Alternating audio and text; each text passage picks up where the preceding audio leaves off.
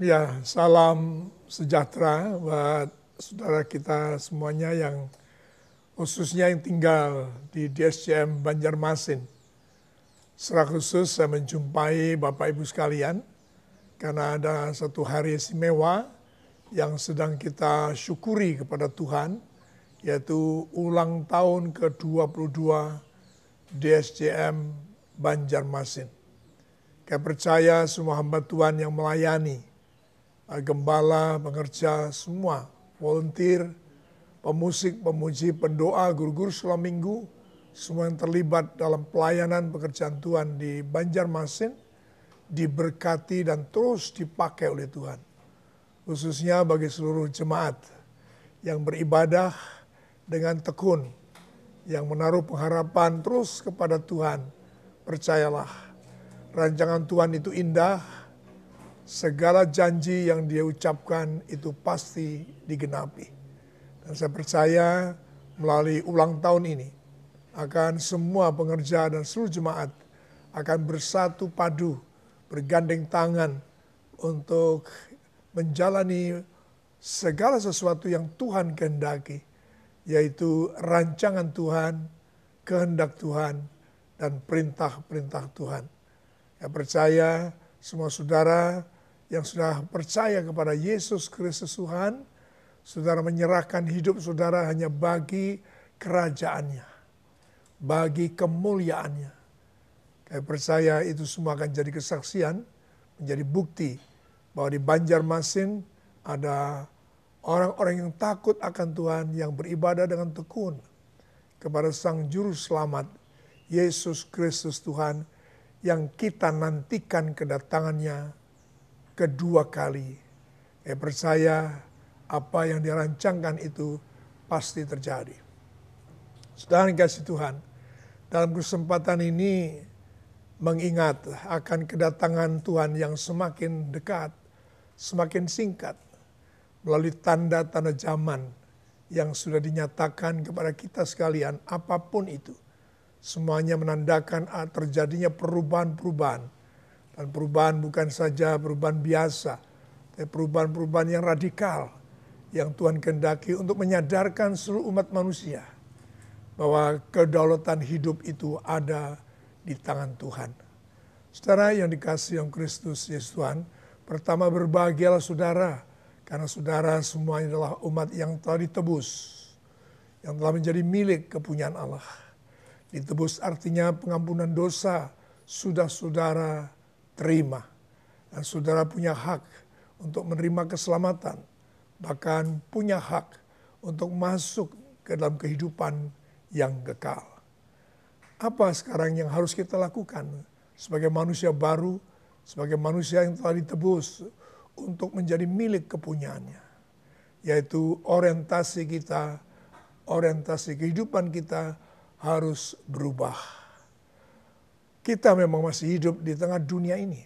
Kita disibukkan, bahkan kita terhadang menghadapi masalah-masalah dunia. Tetapi sesungguhnya cara pandang kita harus berubah. Cara berpikir kita juga harus berubah.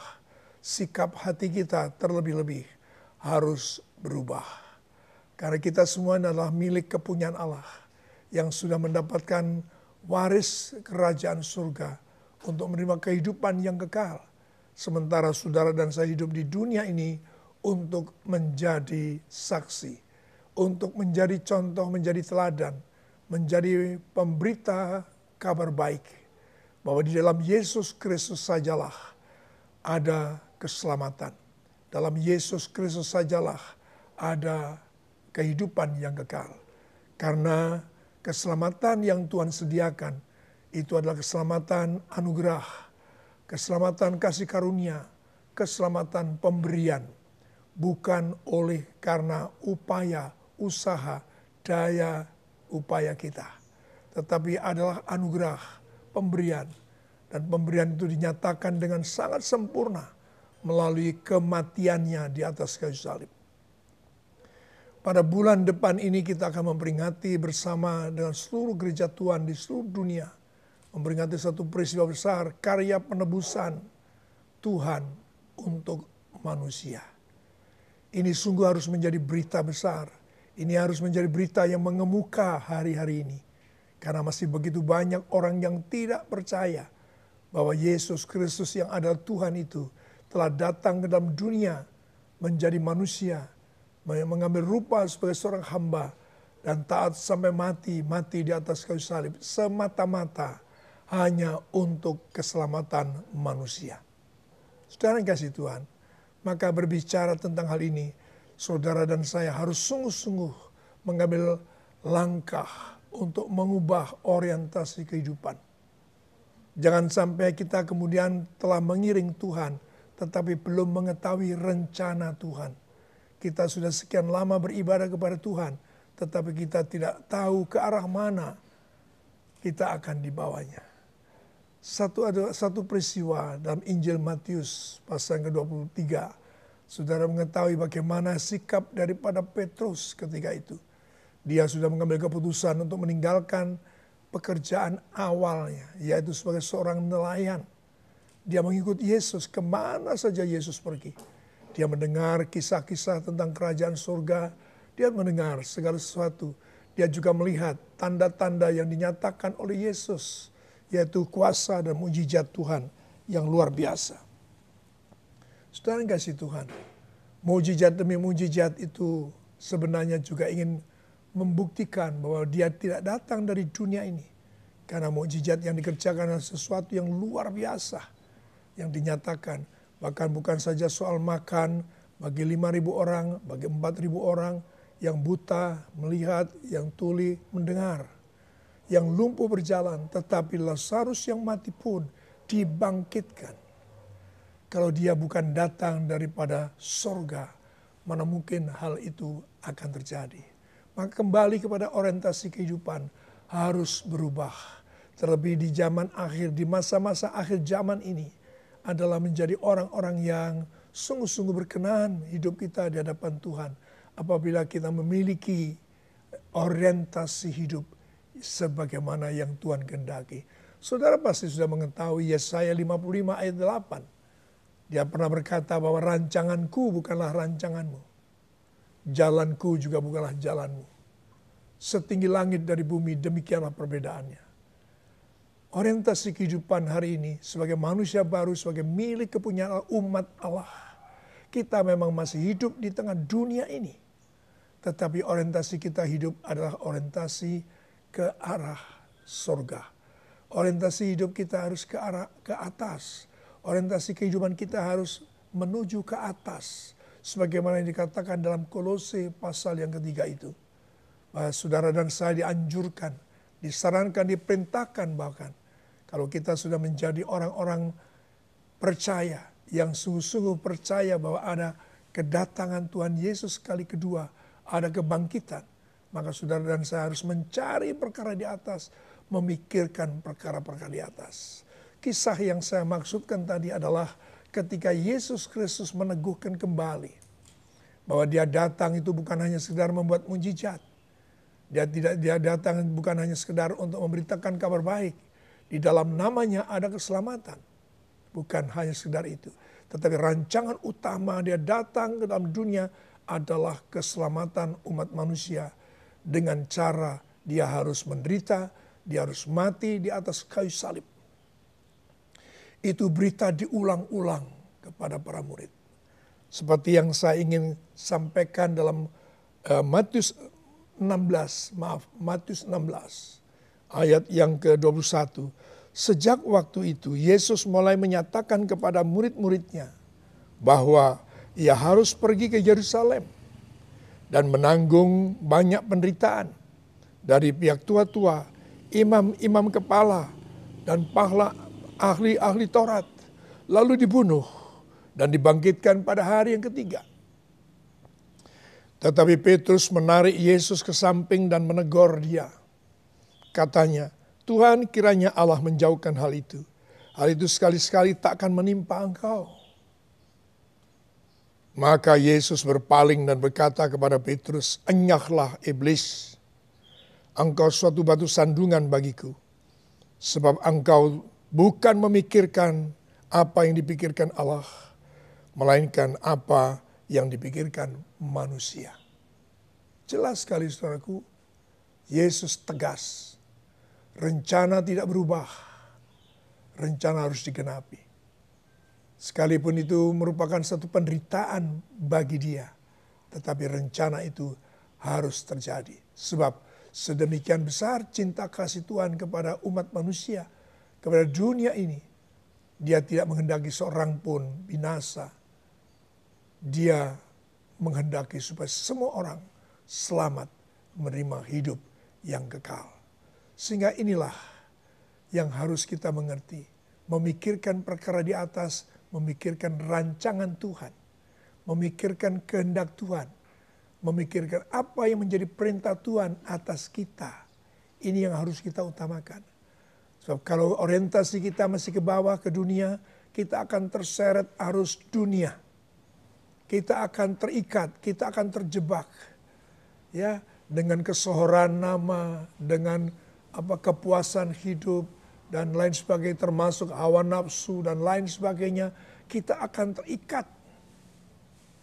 Kita menjadi bangga apabila kita menjadi orang kaya yang dihormati. Pada kekayaan itu datang dari Tuhan. Bukan berarti kita tidak boleh menjadi kaya. Boleh menjadi kaya. Asalkan orientasi kehidupan itu tertuju kepada kekekalan. Tertuju kepada apa yang menjadi rencana Allah. Apa yang menjadi kehendak Allah. Saudaraku yang kasih Tuhan, Banjarmasin merupakan satu cabang yang sungguh-sungguh diharapkan untuk menjadi agen perubahan untuk Banjarmasin, untuk Kalimantan, bahkan untuk Indonesia. Percayalah, ketika saudara semuanya mengambil keputusan untuk mengubah orientasi kehidupan, bukan saja sekedar mencari kekayaan, mencari kepuasan dunia, namun mencari Tuhan, mencari kepuasan hidup dalam Tuhan. Saudara sungguh-sungguh akan menerima anugerah yang luar biasa. Saya sampaikan dalam rangka ulang tahun 22 DSCM Banjarmasin. Saudara nikmatilah dengan satu keputusan, satu tekad. Supaya jangan terlalu terikat dengan dunia ini. Jangan terlalu bangga dengan hal-hal yang dunia ini. Apakah itu kesohoran, kepopularitas, kekayaan dan lain sebagainya. Keinginan-keinginan dunia. Bahkan termasuk keserakahan. Jangan sampai saudara terikat. Jangan sampai saudara terjebak. Karena saudara semua adalah milik Tuhan. Tuhan menghendaki saudara dan saya menjadi pemberita kabar baik. Menjadi saksi, menjadi alat Tuhan. Yang sungguh hidup saudara dan saya mempermuliakan nama Tuhan. Tuhan Yesus memberkati saudara. Selamat untuk semua hamba Tuhan, gembala, dan semua pengerja yang ada. Para diaken, semua jemaat, pemusik, pemuji, pendoa, guru-guru selama minggu, semua yang terlibat dalam pekerjaan Tuhan. Terus bergandeng tangan, tetap semangat. Ya, tetap lebih sungguh-sungguh mengasihi Tuhan. Lebih sungguh-sungguh mengasihi Tuhan. Dengan memiliki pikiran-pikiran Kristus, memikirkan perkara di atas, mencari perkara di atas, itu berarti saudara lebih mengasihi Tuhan. Lebih mengasihi Tuhan. Tuhan Yesus memberkati semua saudara. Kiranya berkat kasih karunia Tuhan dalam rangka 22 tahun semakin membawa saudara sungguh bangga memiliki Allah seperti Dia. Haleluya. Amin. Mari kita bersatu hati untuk berdoa kepada Tuhan. Bapa di surga, bersyukur kami melihat pekerjaan Tuhan, penyertaan Tuhan atas DSCM Banjarmasin 22 tahun Tuhan. Begitu luar biasa harus melewati gunung-gunung, melewati lembah-lembah, melewati perjalanan-perjalanan yang tidak mudah. Semakin kami mengetahui hanya beserta dengan Engkau Tuhan, kami sanggup menghadapi, menjalani, dan mampu melewati semuanya. Saya percaya 22 tahun adalah waktu yang cukup untuk mengerti akan rencana dan kehendak Tuhan. Untuk lebih menangkap perintah-perintah-Mu ya Tuhan. Agar kehidupan kami, kehidupan yang semakin hari semakin berkenan di hadapan-Mu. dan semakin menjadi berkat bagi banyak orang, menjadi berkat bagi kota, menjadi berkat bagi bangsa dan negara ini. Terima kasih Tuhan, berkati, urapi semua hamba Tuhan, urapi semua Tuhan seluruh jemaat yang beribadah dalam cinta kasih Yesus Kristus yang tidak pernah berkesudahan. Kasih karunia Tuhan terus bertambah-tambah. Dan kiranya damai sejahtera Allah yang melampaui segala akal turun mengurapi, memberkati, mendekap setiap seluruh jemaat yang ada yang beribadah di DSCM Banjarmasin Tuhan. Sehingga percaya kekuatan demi kekuatan yang baru terus limpah turun atas mereka semuanya. Dalam damai sejahtera Allah, cinta kasih Yesus Kristus, kuat kuasa Roh Kudus menyertai dan memberkati saudara mulai hari ini sampai Maranatha, sampai Tuhan Yesus datang untuk kali yang kedua. Haleluya. Amin.